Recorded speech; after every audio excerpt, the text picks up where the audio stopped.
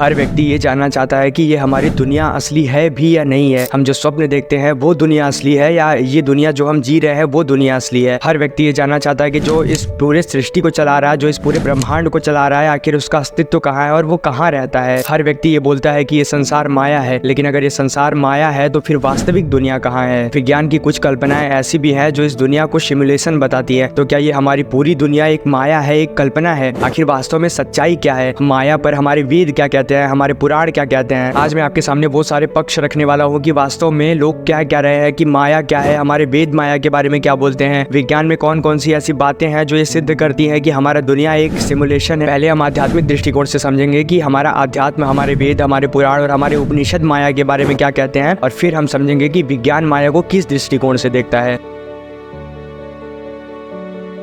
तो भगवान श्री कृष्ण श्रीमद् भगवद गीता के 7वें अध्याय के 14वें श्लोक में कहते हैं कि देवी घोषा गुणमयी मम माया दूरत्या मामेव ये प्रद्यन्ते माया मेताम तरन्ति। भगवान श्री कृष्ण कहते हैं कि ये जो माया है वो उनका ही एक अंश है, वो उनकी ही शक्ति का एक अंश है और उनसे ही जुड़ा हुआ है। इस संसार में जो भी हम माया देखते हैं, जो भी इस भौतिक वस्तुओं को देखते हैं, जो भी हमारे मन में विचार आते हैं, जो कुछ भी हम भौतिक कार्य करते हैं, वो सब कुछ माया है। और इस माया को हराना यानी कि भगवान को हराना, इसलिए इस माया पर काबू पाना कठिन है। कठिन क्या, असंभव है। और इसके बाद भगवान श्री कृष्ण दूसरे लाइन में ये भी बताते हैं कि इस माया पर काबू कैसे पाया जा सकता है, इस दुनिया की माया से परे कैसे हो जा सकता है। भगवान श्री कृष्ण कहते हैं कि जब कोई व्यक्ति अपने आप को पूरी तरीके से हमें समर्पित कर देता है तब वो धीरे धीरे माया से परे होने लगता है। और इसीलिए वो कहते हैं कि ब्रह्मार्पणम ब्रह्महविर् ब्रह्माग्नौ ब्रह्मणाहुतम ब्रह्मैव तेन गंतव्यम ब्रह्म कर्म समाधिना। अपना सब कुछ भगवान को अर्पित कर दो, स्वयं को ब्रह्म मान लो और इस पूरे संसार में हर एक चीज को ब्रह्म मानकर, अपने कार्यों को भी ब्रह्म मानकर ब्रह्म को ही सारी चीजें अर्पित कर दो। यानी कि ये जो हमारा पूरा संसार है उसे सिर्फ एक दृष्टि से देखो कि इन सभी प्राणियों में, सभी भूत प्राणियों में सिर्फ ब्रह्म ही वास करते हैं, यानी कि भगवान ही वास करते हैं। जब आप अपना सब कुछ भगवान के प्रति समर्पित कर देंगे तब आप इस माया से परे हो सकते हैं। इसके बाद आगे भगवान श्री कृष्ण 7वें अध्याय के 25वें श्लोक में कहते हैं कि नाहम प्रकाशः सर्वस्य योग माया समावृतः मूढ़ो अयम न विजानाति लोको माम जमव्ययम्। इसमें भगवान ये बताते हैं कि जब वो संसार में प्रकट होते हैं तो योग माया की ही शक्ति से प्रकट होते हैं, क्योंकि भगवान श्री कृष्ण से ही ये पूरा ब्रह्मांड बना हुआ है और ये पूरा ब्रह्मांड उन्हीं के अंदर है। तो फिर वो अपने भौतिक स्वरूप को इसी ब्रह्मांड में कैसे प्रकट कर सकते हैं? तो इसी बात को भगवान बताते हैं कि योग माया की शक्ति से ही हम स्वयं को भौतिक स्वरूप देते हैं और इस भौतिक संसार में खुद को प्रकट करके लीलाएं करते हैं। यहाँ पर एक बात समझने वाली है कि ये माया जो है वो भौतिक स्वरूप देती है लोगों को और एक बौद्धिक क्षमता देती है ताकि लोग उस माया में डूबे रहे और उस माया के चक्र में पड़े रहे। इस श्लोक में भगवान ने ये बताया है कि ये पूरा संसार और हर एक व्यक्ति माया के अंदर है। वो बताते हैं कि हर एक व्यक्ति में मैं वास करता हूँ, हर एक वस्तु में मैं वास करता हूँ, लेकिन उस माया के प्रभाव से मैं किसी को दिखाई नहीं देता हूँ। जब तक कोई व्यक्ति माया से ऊपर नहीं उठ जाता तब तक वो भगवान के दर्शन कभी नहीं कर सकता है।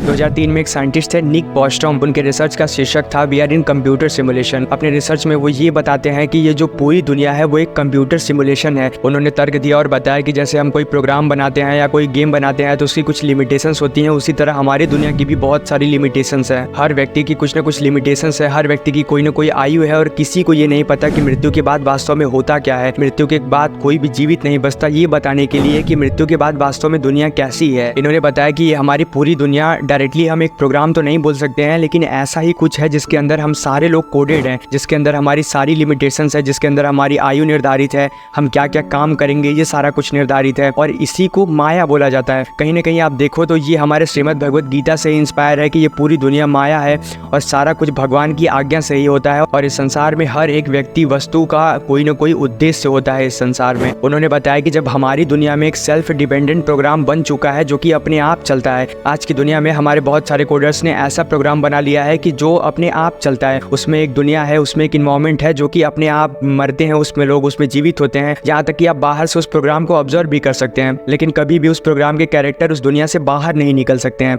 आप उस प्रोग्राम में मैनिपुलेशन भी कर सकते हैं, बदलाव भी कर सकते हैं। और इसी तरह हमारी ये दुनिया है जिसमें हमारे ब्रह्मांड को, हमारे यूनिवर्स को बनाकर छोड़ दिया है और ये सेल्फ डिपेंडेंट हो गया है जो कि आपस में चल रहे हैं, क्योंकि हर एक वस्तु, हर एक व्यक्ति आपस में इंटरलिंक्ड है। अगर कोई भी चीजें अगर मिस्टेक होती हैं, गलत होती हैं तो ये पूरे यूनिवर्स पर प्रभाव पड़ता है। उन्होंने ये बताया कि जैसे हमारी दुनिया एक प्रोग्राम है और हम अपनी दुनिया में अगर एक प्रोग्राम बनाते हैं जिसमें हम एक इकोसिस्टम जनरेट करते हैं, बहुत सारे आदमियों को डाल देते हैं, वो सारी प्रक्रिया, वो सारा ब्रह्मांड अपने आपस में चल रहा होता है। तो अगर किसी ब्रह्मांड के अंदर ब्रह्मांड बनाया जाता है, अगर किसी प्रोग्राम के अंदर प्रोग्राम बनाया जा सकता है, तो वो प्रोग्राम मल्टीपल ब्रह्मांड को जनरेट कर सकता है, मल्टीपल दुनिया को जनरेट कर सकता है। जिस तरह की हमारे इस दुनिया में मल्टीपल और पैरेलल यूनिवर्स की बात होती है। आप इस बात से समझने की कोशिश करो कि इस दुनिया में जितने भी महापुरुष हुए हैं, चाहे वो आदि गुरु शंकराचार्य हो, चाहे चैतन्य महाप्रभु हो, इन सारे लोगों का, हर व्यक्ति का, हर महापुरुष का ये कहना है कि ये संसार माया है, ये जगत मिथ्या है और ईश्वर सत्य है। जिस माया और सिमुलेशन के बारे में हमारे साइंस में बात होती है, उसी माया की बात हुई है हमारे श्वेताश्वतर उपनिषद में। श्वेताश्वर उपनिषद के श्लोक नंबर 88 में बताया गया है कि माया के भगवान वेदों, यज्ञों, अनुष्ठानों और धार्मिक अनुष्ठानों, जो कुछ होना चाहिए वेदों द्वारा घोषित सभी चीजों और इस विश्व के और इस पूरे विश्व की जिसमें हम शामिल हैं, जिसकी हम रक्षा करते हैं और रचना करते हैं, ये सभी माया से बंधा हुआ है। और उसके अगले ही श्लोक में कहते हैं कि तब जान लो कि प्रकृति माया है और इस माया का स्वामी वो महान ईश्वर है और ये संपूर्ण जगत उन्हीं के अंश प्राणियों से व्याप्त है। जब भी माया की बात आती है तो हमारे वेदों में, हमारे उपनिषद में, हमारे श्रीमद् भगवद गीता में तो हर जगह यही कहा गया है कि माया भगवान से उत्पन्न हुई एक ऐसी शक्ति है जो इस पूरे संसार को बांध के रखती है। अब आपको सच में एक ऐसी चीज बताता हूँ जिससे यह सिद्ध हो जाएगा कि ये संसार मिथ्या है, माया है और भगवान ही सत्य है। जब हम बहुत खुश होते हैं या फिर बहुत विपत्ति में होते हैं, तब हमें ये लगता है कि ये संसार माया हो ही नहीं सकता। ये पूरी दुनिया की जो भी चीजें हैं ये वास्तविक हैं और ये हमारे साथ घटित हो रही हैं, हमारे जीवन में हो रही हैं। लेकिन जैसे ही आप भगवान की भक्ति करने लगते हैं, जैसे ही आप भगवान की भक्ति में लीन हो जाते हैं,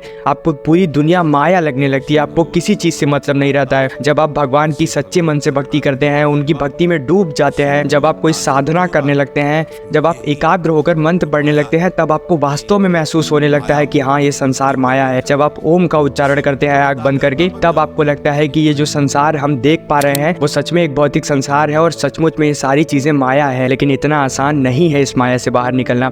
हर हर महादेव।